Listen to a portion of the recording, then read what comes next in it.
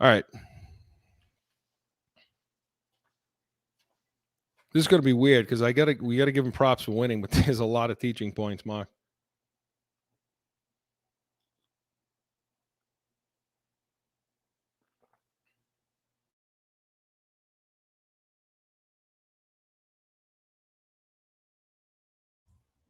All right, there we go. This is weird, Mark.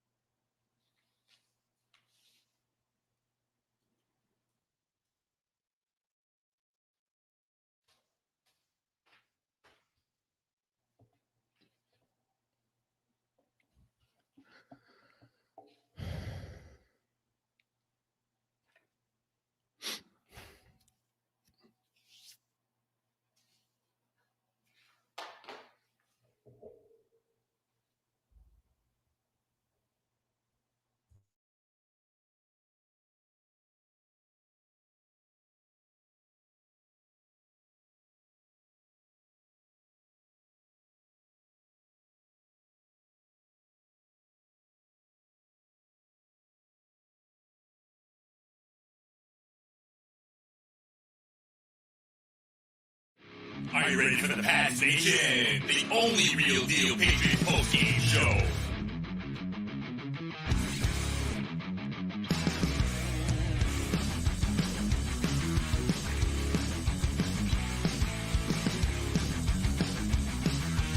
And now, CORSO and CATONE.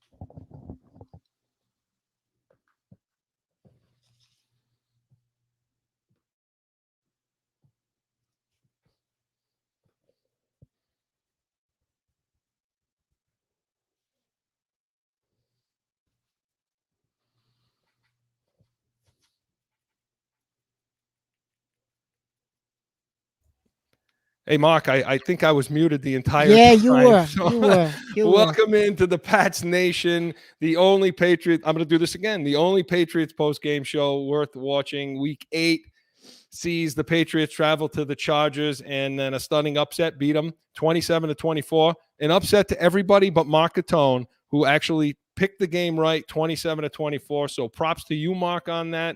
You were dead on accurate on this. So listen. You can catch us live right now on YouTube. You can subscribe, give us that thumbs up. And if you can't watch us, you can only listen, then listen live on Podbean. And check us out also on Twitter at CORSO_CATONE, at CORSO_CATONE.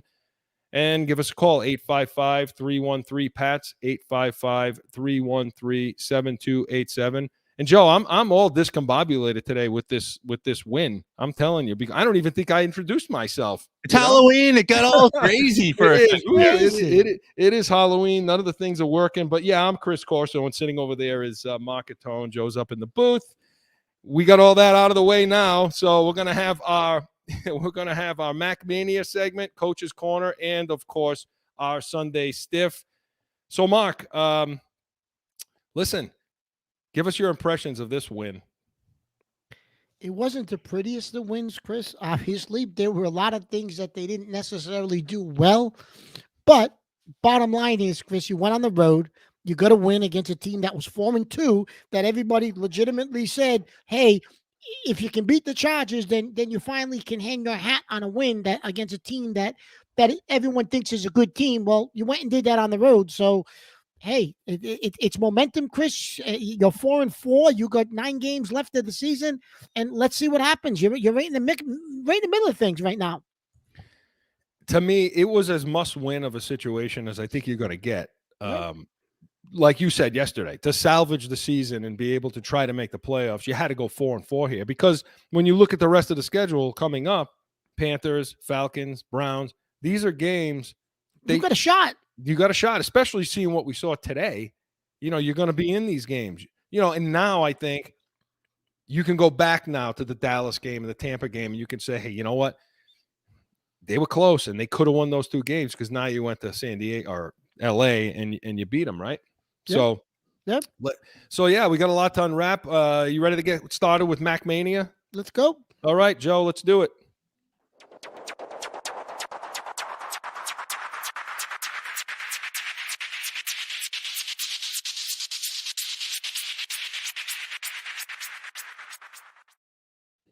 So, Mark, 18 of 35, 218 yards, no touchdowns, no interceptions. Rate his performance today. It wasn't one of his better performances, Chris. He missed some throws. He threw behind some guys. There was a play there in the second half where Myers was open on a third down. He missed them. He overthrew him. He let him too much. It wasn't one of his best games. But hey, listen, Chris, he didn't make a mistake in regards to a major turnover. Didn't throw a pick. Didn't throw a pick six like the quarterback for the Chargers did, like Gabriel did. He throws the pick six. I'm like you. I think you were yesterday, Chris. Yeah. So it was. I think it was. It was a game where he didn't have his best game, but he also didn't necessarily lose the. He didn't do anything to lose the game for you. He kept you in the game, and your defense came up with a play finally. Pick six, your defense helps you win the game. And that's what you're going to do. You're on the road. You're a rookie. You can't make no real major mistakes, which he didn't. I mean, he didn't play his best game by any means, Chris, but he kept the minute to win it. Yeah, and Joe, listen, it has to be Halloween right now. My God, Mark, right? Right? I mean, you can't hear me opening the show. Mark's coughing. My mute button. Jesus Christ! It is, we weren't Joe, on the screen is right it away. retrograde? What the hell is happening? Are we right retrograde, Joe? We just came out of retrograde. Okay. After effects, right? Well, yeah, you come out of retrograde and you get right into Halloween. So, but hey, you know what? When I'm trick-or-treating tonight, it's going to be that much more exciting, right? Because I get to wear this shirt. We know what happens when I wear this shirt, right? We know what happened. Yeah, Mark, listen, I agree with you 100%. A couple of good things.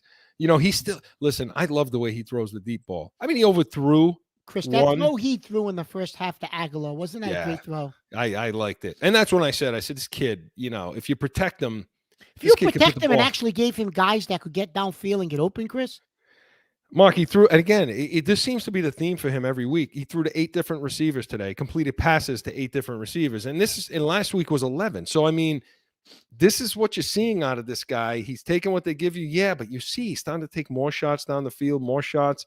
I think a couple of guys let him down today. I will say the one throw I think he makes, and I think he makes it as good as any quarterback in the league, is that bubble pass. That little flare out to the running backs. You were laughing at me last week, but he hits those guys. How many times do you see those throws go behind or just up high and the running back can't get started again? Yeah. Every time he throws that pass, when you got a guy like, Bolden, when you got a guy like that that can make a first down on that throw, quarterback has to be accurate. I'm never going to agree that You're never going to give Bolden credit for anything, are you? I'm not going to do it. But Mark, comment on this. The one thing that I see in Mac Jones, and we said it, and Joe, even my throat too, from my coughing and my, got my tea out here. Oh, nice. But Mark, we said it. He keeps getting hit. He keeps getting hit. He's under duress. Well, now you see what's happening. He's got happy feet. He's throwing high. He's ducking under things that aren't there. Well, eventually, Chris, that was going to happen. I mean, you can only get hit so many times with that offensive line. I mean, Jesus. And again today, well, I'm not going to get into the offensive line. We'll get into that later. But yeah, I mean, it's going to happen, Chris. He didn't have it. Listen, he did not have a good game today. Not in regards to the way he's played the last few weeks. But again, Chris, they went on the road and going to win. That's it. And again, like you say, he didn't make any mistakes. He did a couple of things that I thought were sort of spectacular, like that Aguilar throw. But again, I mean, he held Pat. Didn't do anything stupid like Herbert did. Yeah. Like exactly. you say, that's what and so yeah, thought, and he got the win, 27-24. So MacMania was presented by Special Sauce Podcast, Startup, Finance, and Drive Yourself to Success, specialsaucepodcast.com. So Mark, getting into the rest of the offense, how did you think they played overall, the offense? Hard to kind of today. Well, Chris, the pick six obviously helped them win, right? I don't think the offense was helped, Chris, by the play calling. I mean, you're inside the 5-yard line, and you're throwing the ball when you got that battering ram Stevenson, right? That just turn around. You don't want to put Harris in the game. Okay, turn around and give the ball to that kid, Chris. He's gonna get you. Give him the ball 3 times. He's gonna get you 2 yards, 3 yards. Come on, that's ridiculous. So the offense was uneven today. Yes. They should have put up more points. They left points on the field. They didn't finish drives.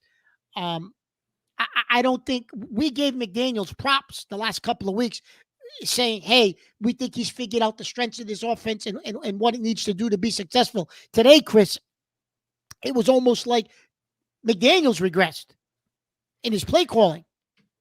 He did.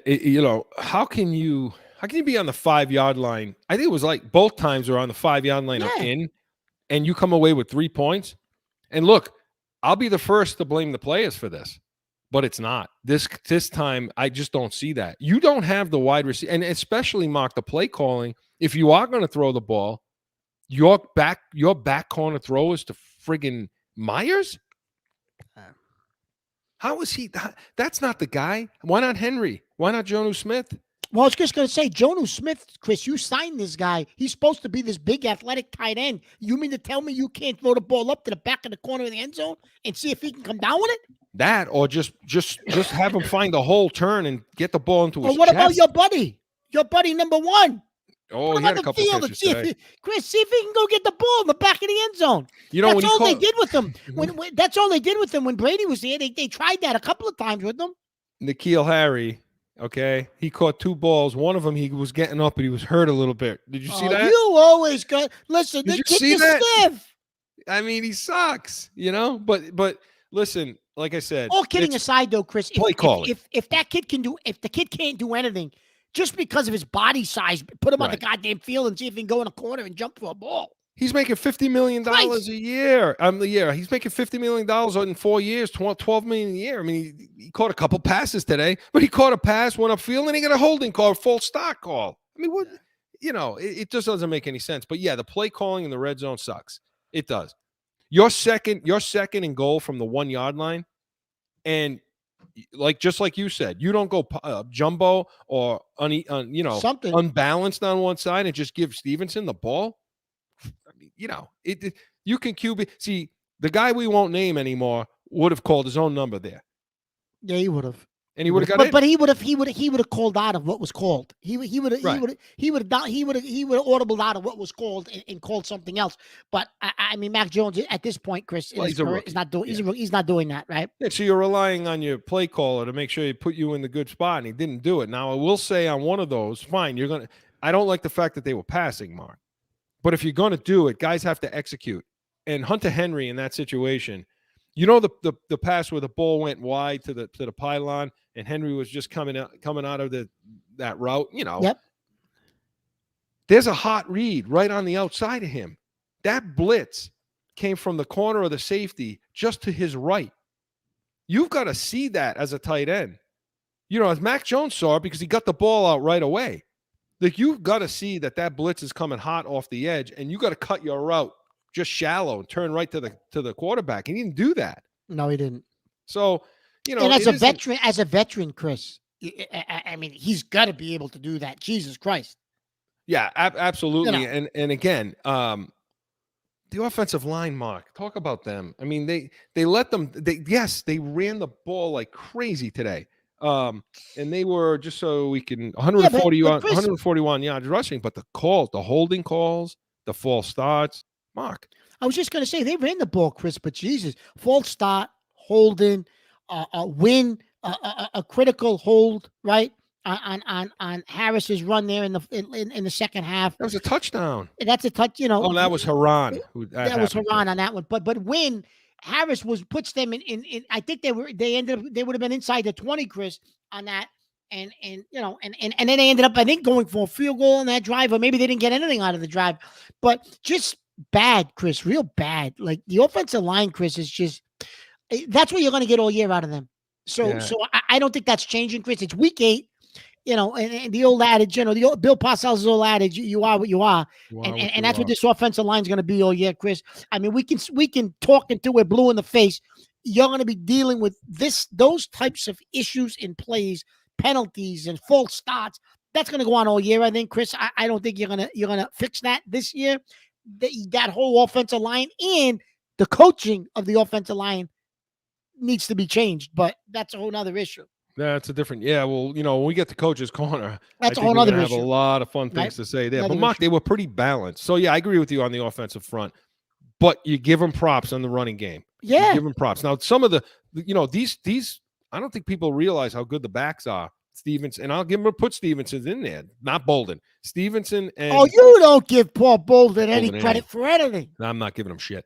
But not Bolden, but Harris and Stevenson. They set up some of these blocks too. They really do. They absolutely did it. And Jacob, the fullback, was in on a couple. Johnson too, Chris. Yep. Had a couple of good lead blocks today. Yeah. Chris, listen, we said from our season preview the week before the season started, we thought the strength of this team would be its running backs, and that was the strongest. That was the strongest room on the team. We said that before the season started, Chris. And I mean, J.J. Taylor, was he even active today? I don't think he was he?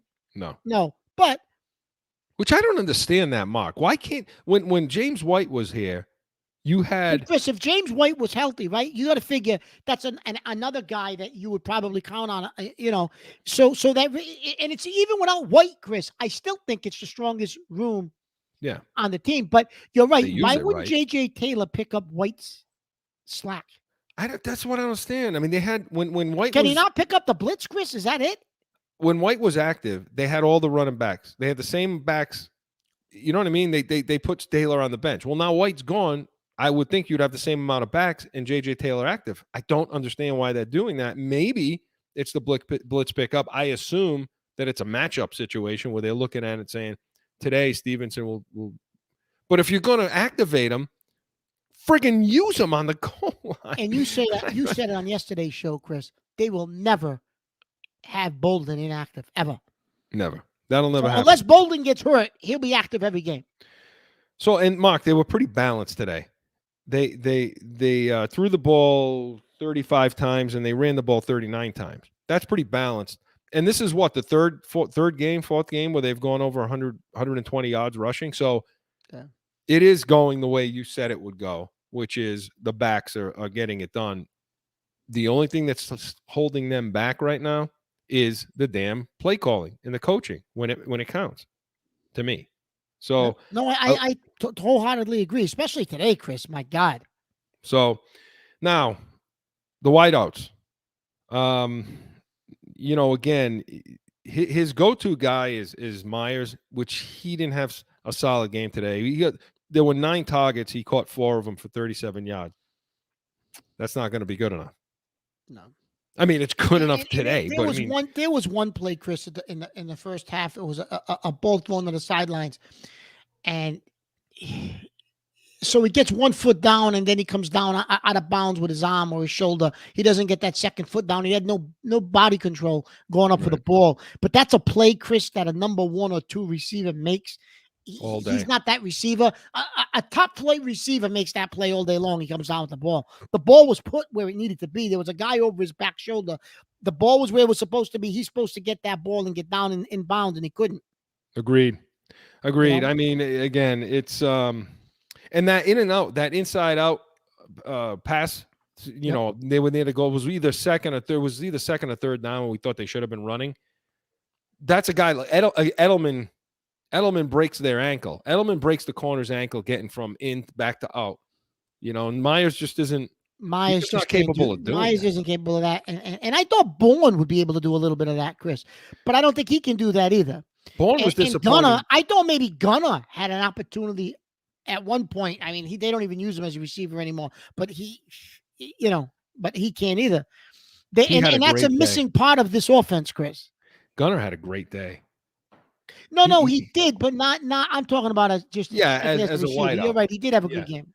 Yeah, they don't use him. They don't even try it. But No. man, and I'm writing this down because I may be talking about him again later in the show.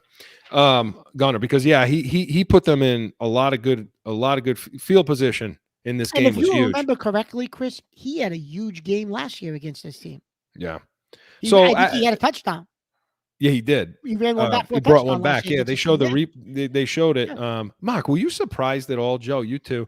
Were you surprised that the Chargers went with their color rush and not those awesome jerseys, those awesome uniforms, like the color you're wearing? Maybe they went for the color rush because it's Halloween.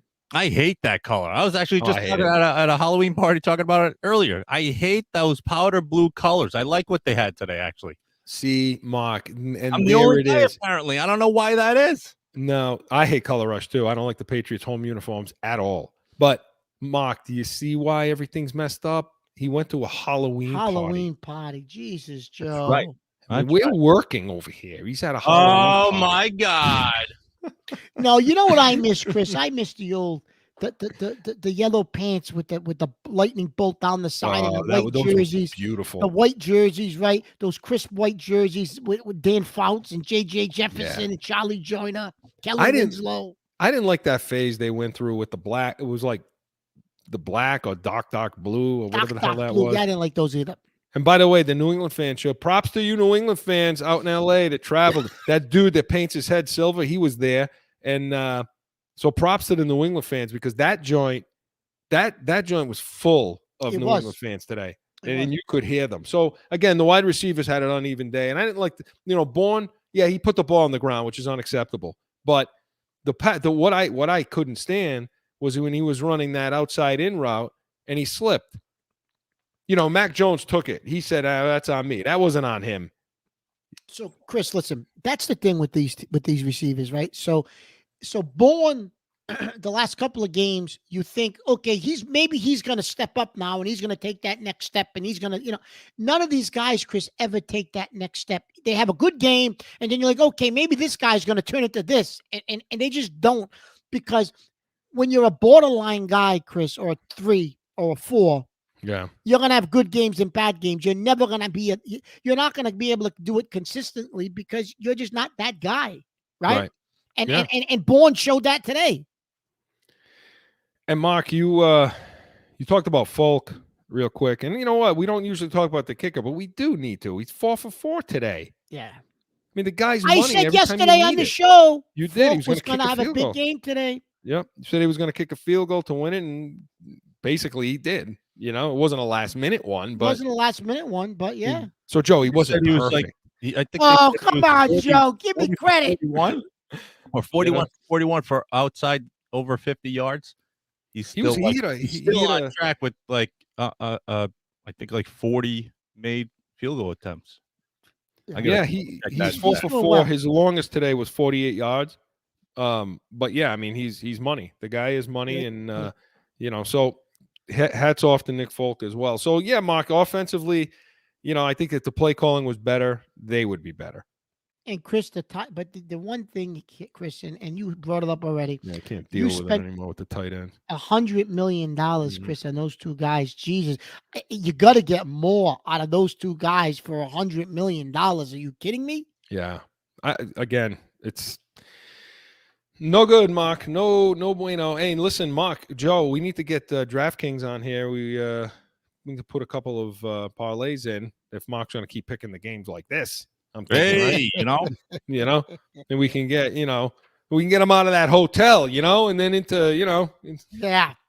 I'm going to keep torturing you until, So, well, listen, that was, offensively, again, they did enough to win. That's good. When we come back, we're going to break down the defense, and I think kind of uneven. So we're going to have a little bit to talk about with them right after this.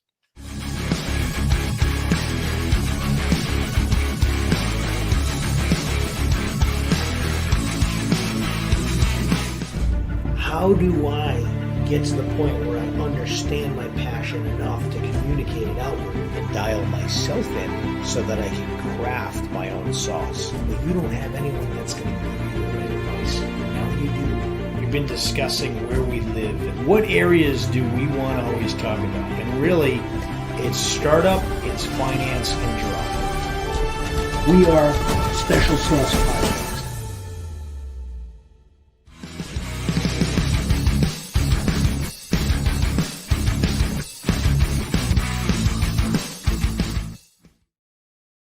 27-24, the Patriots improve and get even on the season, 4-4. And Mark, looking at the defense, taking a look at the defense today, I mean, we can start with the front. How did you feel about the pressure? They got a little bit of pressure, Chris. I think they did make a move around. They didn't necessarily get sacks, and they may not necessarily get hits. But I do think they did make him move around back there. And there were some situations where he had to slide out of the pocket or around in the pocket. And it did force him to make some errant throws, some overthrows. So they didn't maybe necessarily get the sacks, Chris. So you're not going to look in the stat column and say, oh, New England had 6, 7, 8 sacks today. That. They didn't. But I do think, Chris, that they were able to get him off his spot. So I am going to give them credit for that. They had a couple of sacks. Your buddy Collins whiffed on one. I don't know. He's such undisciplined tackling, but I'll let you talk about that. I'm not going to talk about that. But so I don't think they did that. I think they got pressure on him, Chris, even though it may not have showed up in the stat line. Yeah, they had three sacks today. Matt Judon, he had 1.5. He could have had, and he just missed 2. a couple. Yeah, he just missed another one. Yeah. So he had another. He's been the steady guy. I mean, he's just been the steady guy. Probably end up. It's only week 8. He's probably going to end up, if he keeps this pace up, 14, 15 sacks. Maybe he could. Like I said, he could have had 3 today. I mean, so yeah, he had a sack and a half. He had tackle for a loss, 4 tackles, 1 assist. He was the leading tackler on the team.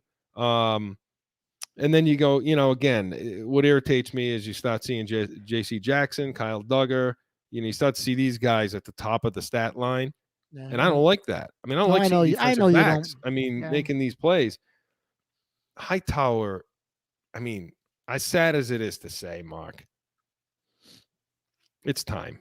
I mean, this guy, you saw him come up and fill, and he just looked, they put a move on him, and he just was whiffed, so. Listen, he's old. He's out there for his leadership. I get it.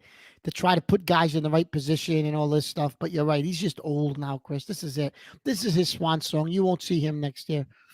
No. And so what did they allow? Let's see. So Herbert had a similar game to Mac Jones, except he had stuff into the end zone. So 18 of 35, 223 yards, which is that's not a huge day for him. But the 2 touchdowns, 1 came late, but it still mattered. 2 touchdowns, 2 interceptions, 1 a pick 6. So would you say the defense did its job against him? Well, yeah, Chris, because also they were 33% on third down. The LA, and I think, Chris, if my memory serves me, I'm looking. The New England had 20 more first downs. New England had 21 first downs. They only had 17 controlled the first clock downs. too. Yeah. They controlled the clock. They only had 17 first downs. So I think, listen, we're gonna get into some areas that they didn't look good. But today, Chris, they may not have passed your eye test that you talk about every week. But today, Chris, I do think they made enough plays. Obviously, they got the pick 6 to win the game. So I'm going to give them credit for that, Chris. They made enough plays when they had to today, even though I think it was an up and down game defensively. They did what they had to do, and they came away with a win on the road. Yeah, I mean, they got out. Look, I always get pissed off on the first drive. the first drive of the game, they always just let it, I got really irritated when they just got pushed. Where was that run? Where did that first touchdown for the Chargers start at? Like the 8-yard line or something, 10-yard line, and that was a long drive, Chris. They just dragged them into the end zone. They just kept pushing the running back. It was embarrassing. Yeah, you know what that was, Chris? That was like, okay, you know, we're gonna overpower you because you're soft, and we're gonna just bowl you over. That was embarrassing. Yeah, I mean, and some will say, okay, they should have blown the whistle. No, I mean, they were okay not blowing the whistle, and they just got pushed around. Now they settled down. Well, like you Belichick say. looked like he was pissed on that. He thought they should have blew the whistle, Chris. If you saw him after. Yeah. Well, again, as I said, but then things seemed to settle down. They were getting 3 and outs, like you said. They would take the times I got pissed off was when they backed off the pressure. You know, it was like 3rd and long. Late in the fourth quarter, and they backed off. They had them backed up. They had them backed up on like their 5 or something like that. And I thought that was a bad challenge too by Belichick. I thought it was a bad challenge, Chris. But then when they showed the replay, he did kind of hold them. It was close because he did grab him in the end zone, but I do think he grabbed him before that too.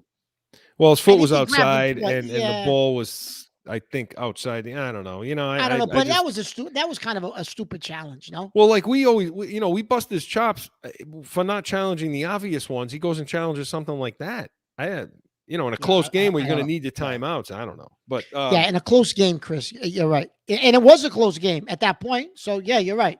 So when they decided, their pressure package was pretty good. When they decided to bring pressure, you're right. They got him off his spot. They did get home a few times. They hit him. They knocked him around a little bit. So I thought the defensive front played pretty well. I think their problem was the coaching. I don't think the coaching put them in as good of a position all day long to succeed the way they should have. Yeah. In my opinion, especially with personnel.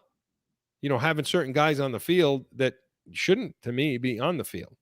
So I mean, Chris, the guy who played decent again today, I mean, not perfect, but he played decent, was the guy you talked about yesterday, Miles Bryant. He belongs on the field before Joanne Williams, without question. Whenever he's on the field, Chris, he does make plays. He has decent technique. I mean, he's not the best player you could put out there, but I definitely think he should be out there before Joanne Williams. Yeah, I mean, the only thing you can say, though, if you want to talk about, you want to nitpick it's not nitpicking, it's the truth. At the defensive front, 122 yards at the half mark they allowed rushing. Yeah, but one of them was that one play, right? That big run by Jackson. Yeah, but I hate that because that's still a run. No, I know it is. No, I get it. I get it. And they ended up allowing 163 yards and 1 touchdown on 20 carries. I mean, that's not good. It's not, Chris, but we talked about this during the game. So we had talked about what they were doing in the box, Chris, and you might want to explain that a little bit to some of the viewers out there about, they gave up the run yardage to a team that really is a terrible running team. However, then when you look at what Hebert got for passing yards, there was a reason for that. And you can go through, Chris, what they were doing and why they probably gave up more yardage running than they should have. In today's NFL, 223 yards passing that's not a ton of yards for a quarterback today. When you go 18 to 35, what that mark? That's about 50%, right? Yeah. So that's not so good for. So I mean, they clearly were geared up to stop their passing attack. And what Mark's talking about is you saw a lot of nickel packages out there. So you saw 5 nickels, 5 defensive backs. It's just a cool term for 5 defensive backs. And when you have that happening, you're giving up some in the inside. Remember, you only got 11 players out on the field at once, right? So, you got 6 out there trying to defend the run against times when it wasn't really spread, but they still had nickel package out there. So you're forcing one of your safeties to have to come up and play the run. And that's usually not a good idea. And plus, I think Duggar didn't have a good game. No, he didn't. And that was the guy that would be coming up to try to help. So, the secondary, again, they stopped. So, Mark, what you think of the secondary? Well, Chris, the secondary, again, I think like the whole defense, Chris, the secondary played a little bit uneven. But listen, Chris, you got to realize something. I don't think they played that bad. Yeah, they like you said, they played a lot of nickel today. But Chris, the Chargers have some good receivers. So I didn't think the secondary played that bad, Chris. I mean, they made some plays, and I mean, listen, you held him to, 200. What do you say? It was 263 passing? 223. 223 passing, Chris. I mean, I think they did a good job to hold him to 223 yards. Well, we were worried about Keenan Allen. We were worried about Mike Williams. And, Mark, you know who the money corner is on this team. Mike Williams caught 2 passes on 5 attempts for 19 yards. They only went to him 5 times. Well, Who's Chris, covering him? But, Chris, it's going to be interesting at the end of the year. What do you do with J.C. Jackson? You're going to let him go too? You can't. You Come can't on. do it. I mean, we talked yesterday about some trade ideas, and Philly's got another one that we may want to go look at. But, yeah, you're going to have to pay this guy because he's shutting down good receivers. And they're pulling that move they always pulled where they're putting him on basically the second guy and bracketing up the first guy, right? Is that what you saw? Yep. Chris, you know who had a quietly good game, and he does that. And sometimes you lose sight of him, and then he's in a play or two, or he makes a bad play, but for the most part, he does his job quietly, is Jalen Mills. Yeah, I mean, he was the guy that was dealing with Allen a lot today. And Allen had 6 catches off 11 attempts. He had the 1 touchdown. And I'm not sure if Mills was on him on that. I don't know if he was either. I'm not sure if he was. Mills, though, Chris, was on that play at the end. That touchdown in the corner, the guy went up over him and got it, which was poor. Okay. That should have never happened. Yeah, but hold on a minute. Okay, Keenan Allen was 6 catches, 77 yards. I know exactly what you're going to say about that too, but I'm going to let you say it. Yeah, and that was Phillips. Look, yeah, you and I said it to you when they went into that drive. You know how to get me going. You really, really know how to get me going. Just start talking about bad secondary play. Look, we talked about this going into the last drive. That drive. If you're going to play your safeties 20, 25 yards off the ball, which is where they were, and basically a real deep cover 2 look, that bracket look. Yep. Okay. They got a time issue. So they have a clock issue, and they need 2 scores. They're not throwing the ball down the center of the field. No. I mean, it's just not going to happen. First of all, your safeties are so deep, they're going to be able to, even if you catch the ball, they can come up, A-frame that tackle, and be fine, right? You would think. So they're going to try to throw the ball to the outside. I didn't think Mills had bad coverage there. No, he didn't. I mean, he turned. Now, I feel like he should have got a wall off. He should have got a bump a little bit at the line. I don't remember if he was playing off. I'm sure he was playing off. But as he came downfield, maybe he could have given him a little shiver just to keep him honest there. But he turned. He went with him. He had his hip. I mean, he could touch his hip. He was right in his pocket, kind of pushing him to the sideline, which is what you teach. Push him to the sideline and play underneath, and get in the face and try to high point the ball. When the safety comes over, they should knock the ball away, right? What the hell happened to Phillips, Mark? Phillips was caught behind. It was bad. He was caught behind. And that's what happens to a friggin' safety when they're late. What happens to a safety when they're late? That's exactly what happened, Chris. 100%. Yeah. He was late getting there. Because what happens to a safety when they're late is they tend to go down the field more. They tend to get behind the receiver because they know they're late. So they can't get up and underneath them to high point that ball to either knock it out of bounds or catch it. You can't be late when you're 25 yards down the field and they're running the go route to their number 1. No. Who do you think where the hell do you think he's going with that ball? I mean, not to mention, I know I'm talking a lot, I'm sorry, but not to mention the fact that Herbert set transfer right to that spot. He dropped back the pass. He didn't look anybody off. That's where he was going with the ball. I mean, you could see it. And as soon as he turned, that was one of the plays that really pissed me off because New England, what if they got that onside kickback? What's going to happen. Oh, absolutely. Positively. So that's why I say there were a few plays, but am I nitpicking, Mark? Chris, I think, I don't know if, I don't know if we're nitpicking a little bit. Yes, we are. But these are things, Chris, that could come back and haunt you. Today they did not, but they are things in against good teams that it will bite you in the ass if you don't clean it up, right? It will, right? Because you're going to play Buffalo twice. You still got a tough schedule down the stretch. You're going to have to clean some of this stuff up if you want to make a playoff run. You know what I mean? So, do you want to talk about the tackling? Well, Chris, listen. Listen. Here's my thing, Chris. Bill Belichick has always prided himself on fundamentals, and his teams have always fundamentally been better than every other team we play and every other team in the league, and that's been a staple of Belichick coach teams. And if you screw up and you don't fundamentally do something right, and you brought this up during the game, Chris. He's on that sideline he's in your face or kneeling down next to you while you're on the bench, and he's pointing at the clipboard and he's telling you what you were supposed to do on that play or on how you were supposed to tackle on that particular play. I don't see him there anymore. I don't see him going I don't see it anymore either, Chris. And let me tell you something, Dale. The one play, Chris, there were several, but the one play in the second half, I think it was Eckler. Yeah. Gets himself free, breaks through the line. J.C. Jackson,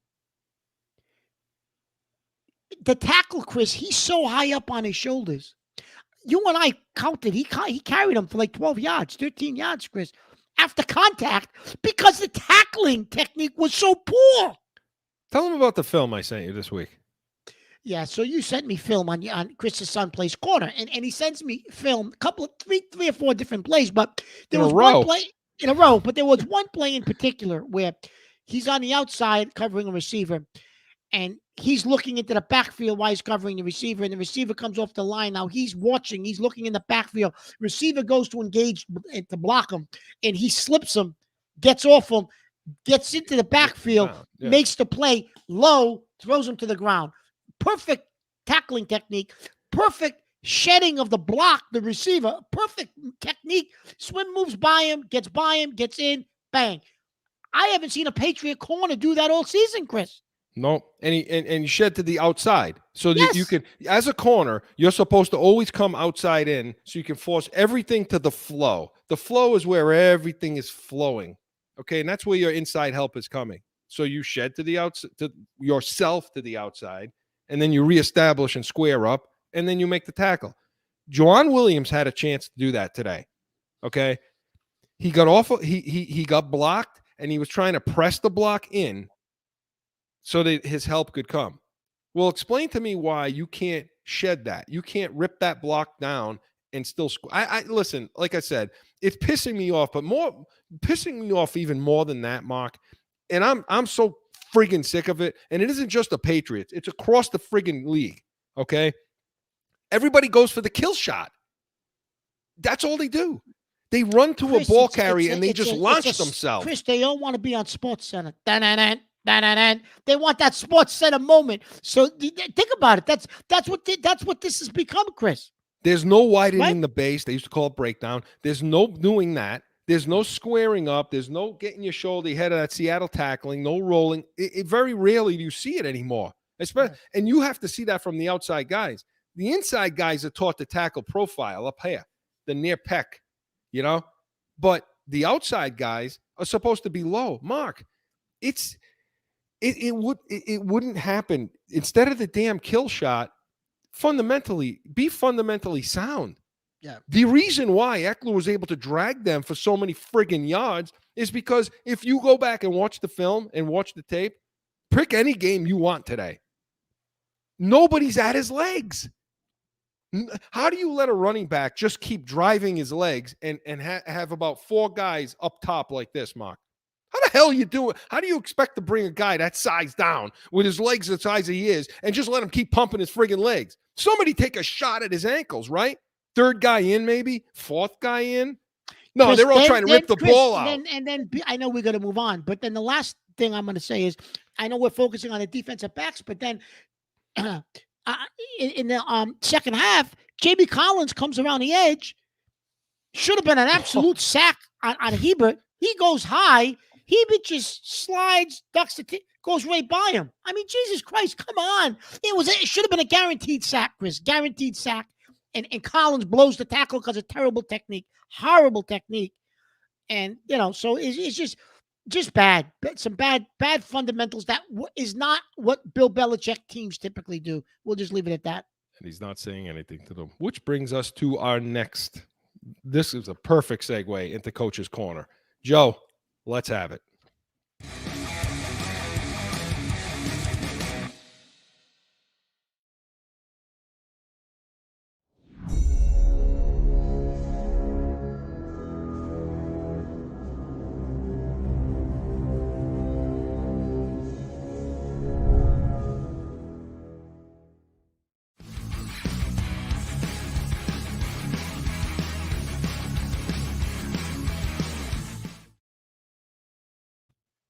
Okay, Mark, you're up. Well, well, I don't know, Chris. I mean, I could pick on McDaniels, but I'm not going to because we've already kind of picked on McDaniels enough, right? I think. Chris, listen, I'm going to still – I don't understand who the offensive line coach is, okay? I know I said earlier – that this is it. We are what we are, and you're going to get this from the offensive line for the rest of the year. Okay. However, at some point, Chris, and I know I said that, and I'm going to contradict myself, but you know what? Who cares? At some point, Chris, you have to see some kind of improvement just from the mere fact you're being coached every week in practice, and you're looking at film. And you're breaking down what you're doing wrong fundamentally. And then you go to the next week, and the same thing happens. Wayne makes the same dumbass mistakes. They're making the same mistakes, the same things. I don't know who the offensive line coach is. Belichick needs to take control of that offensive line. Something, Chris. But how do you not see any improvement? They're never going to be an all-pro offensive line. I get it. But no improvement at all? That's a bunch of that's ridiculous. Yeah, listen, I'm going to save, not to give it away, but I'm going to save my comments about McDaniel for a few minutes. Belichick, okay, you're the defensive guy. Okay, you're the guy. So you can say all you want. These guys are not performing, up to par. They're not good enough. They don't have enough talent. And the reason they don't have enough talent is because he sucks at player personnel. Can we finally say that, Mark? I mean, he's not good at it. Finally say it. I've been screaming that from the rooftop. Yeah, but I haven't. And you know what? I'm tired of it now. I'm tired of seeing the mediocrity on the field. Bringing guys back in, the Collins, they keep floating back in, Van Noy, Chris, and all these freaking guys. Collins back. I mean, what has he done? He barely gets on the field, Chris. Well, because they're married to Hightower forever. So, the guys that they should be married to that have played for 20 years, they just let walk out the door. And the guys they shouldn't, they let stay. And the drafts are atrocious. The play calling on the field and for defense isn't very good. I can predict what they're doing on offense, and I don't know what the hell I'm talking about. And they never seem to have the proper packages sometimes. And like you say, he's never on the sidelines ripping somebody apart. Never happens.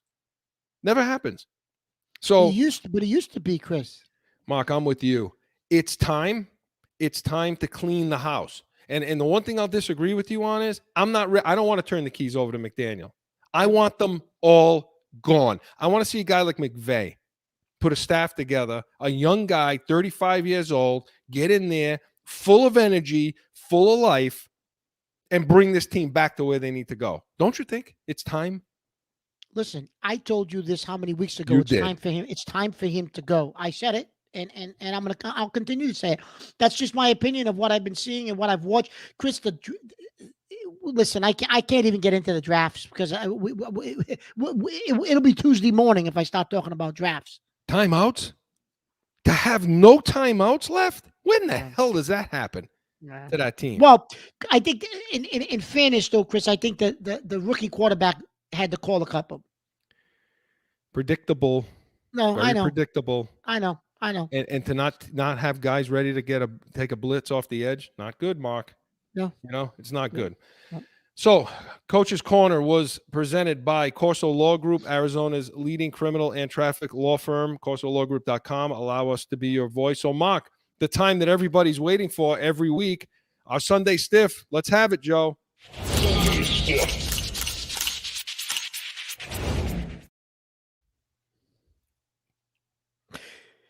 Chris, my Sunday Stiff this week is going to be a position group. I'm not going to go to coaching staff. I'm going to go to position group, and I have kind of given them. I've criticized them, but I've kind of given them a pass. The last, over the last few weeks, the tight end group, Chris, today did it for me. You mentioned Henry not being able to read what's coming and getting into his route and cutting it right, so Jones can hit him right in the end zone, right, and Jonnu Smith. I mean, are you kidding me, Chris? Are you really kidding me? This is the guy that they thought had all this athleticism, and they were going to use him in all different ways and manners. And Chris, they are the Sunday Stiff, and without a doubt, they're my Sunday Stiff. It's the tight end group, Chris. It's actually painful to watch them. You got anybody that can sit at the seat with us today? Big win. Yeah, you know what, Chris? I would put Matt Judon right next to us today. I'd love to have him in my seat next to me today because he could have had 5 sacks today, Chris. Yeah, no, I agree. And for me, Mark, I'm sorry, it's McDaniel. It's McDaniel. I'm sick and tired of it. I'm sick and tired of talking about red zone play calling. I'm tired of it now. It's obvious to everybody else that's watching this shit that the play calling needs to improve. 2nd and goal from the 1. Stevenson's on the team. He's active, and you don't bring him in and just let him power through 3 times in a row if that's what it takes. Mark, it's nonsense. And there's a million other calls you can look at throughout that game that make no sense. The 3rd and 1 in the middle of the field from the shotgun, you allow Bolden. You want to run from the shotgun 5 yards, 6 yards back, and he'd be handing him the ball then? Of course, they every single time that stopped in the backfield, rather than line up, unbalanced, jumbo package, and throw Stevenson right at them. It pisses me off, and it's time. It's enough now. We've seen enough of that. So McDaniel's my Sunday Stiff, and I'll give it to the special. I'm going to give it to Nick Folk and Gunner.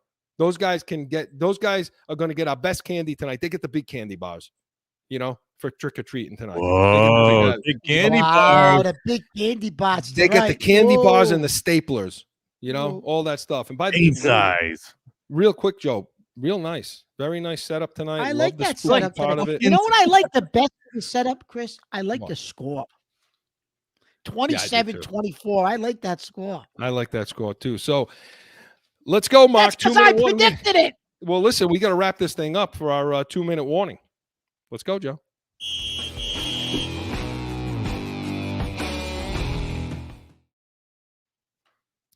Mark, let's have it. Wrap it up. Chris, we're 4-4. We talked about this yesterday. We said today was basically a must win. You needed to get the 4-4 in order to have a shot. You got 9 games left, Chris. You go 6-3. I think you got a shot. 10 wins the way the AFC is going right now, teams that are losing, 10 wins, you got a shot at a wild card if you can go 6-3 the rest of the way. So let's see what happens. You got the second half push, Chris. Let's go. Listen, what's this, Joe? Oh, beautiful. Oh. He pulls it out at the end. I love it. Wow. 27-24. Hey, oh. Patriots. So I don't have to be the no-name Patriot guy, but I worked so hard. I'm like, this brings me back to when we were kids, Mark, Joe, right? We used to make our own costumes, I love it. This is probably freaking everybody out too right now because I showed it to my kids today and they're like, yeah, Dad, you can't possibly wear that. Can you? Pulling out Arts and Crafts Day on Halloween. This was 3 a.m. last night. I was doing this stupidity right here, So, so that's it. That's all I got for my 2 in the morning, except to say this. Let me take this off. I would be remiss if we didn't acknowledge the passing today of a a Boston fixture and Boston Red Sox fixture, and Jerry Remy. He passes away today at 68 years old. He was battling cancer for a long time, and now he's at peace. Played 7 years at second base. People don't know that he had a 7-year career with the Red Sox at second base. Mark, I know you know that. But he's best known for his voice of the Red Sox. He used to bring it, right? It was real exciting to listen to a game with him. So obviously our thoughts and prayers are with his family and the whole Boston community. Jerry Remy, he will definitely be missed. So Mark, next week, real quick, Panthers coming up. Chris, could we go on a run? Chris, that's a winnable game. Come on, it's a winnable game. Can they go? They can go on a run now, can't they? They can. That's why this was such an important game, Chris, because now you can go on a little bit of a run. And hey, shut up all those people on the flagship. Oh my God. And you know what? They're going to keep, I can't even imagine what the crap they're going to talk about. Chris, I know we're short of time. Mac Jones sucks. I know we're short of time, Chris, but last week they kicked our ass because we beat the Jets. Oh, the Jets stink. The Jets stink. Well, the Jets beat Cincinnati today, who everybody was saying is a playoff team. Okay. The AFC is wide open. The AFC is wide open. I mean, other than like Buffalo, who's like doing it to people, and they could have lost that game today against Miami. Other than that, it's pretty wide open. You don't have the usual suspects. So, listen, the 2-minute warning was presented by CORSO and CATONE, the Real Deal New England Field, Saturdays at 7. And yeah, we're going to be previewing that very same Panthers game as they travel down to Carolina. So, Mark, some people to thank on this spooky Halloween evening. Want to thank the good people at Special Sauce Podcast, Startup, Finance, and Drive Yourself to Success, specialsaucepodcast.com. Jag Media Productions, we want to thank Jag Media Productions also. Studio 42 Designs for all your graphic design needs, studio42designs.com. CORSO Law Group, Arizona's leading criminal and traffic law firm, corsolawgroup.com. Allow us to be your voice. And Mountain View Home Watch and Security, Scottsdale's leading watch and security firm. Joe, as always, Joe Guarnieri did a fantastic job. Love the setup here today, Joe. Great job, Joe. I love it. Listen, happy Halloween to both of you. I hope you get all the treats and things that you want. So listen, tune in next week to the Pats Nation as the Patriots travel to the Panthers on next Sunday at a 1 p.m. Eastern stop. We will be on 30 minutes following for all your post-game coverage, including Mac Mania, Coach's Corner, and again, our Sunday Stiff. Hey, and make sure you tune into CORSO and CATONE, the Real Deal New England Field, every Saturday, 7 p.m. Eastern. And as I said, we're going to preview that Panthers game. And guess what? We'll also have, Mark, CATONE's comments. There we go. So you never, ever, ever want to miss CATONE's comments. So for Mark CATONE, Joe Guarnieri, I'm Chris Corso. Final score, Patriots 27, Chargers 24. Patriots move to 4-4. Let's go, Mark. So long, everyone.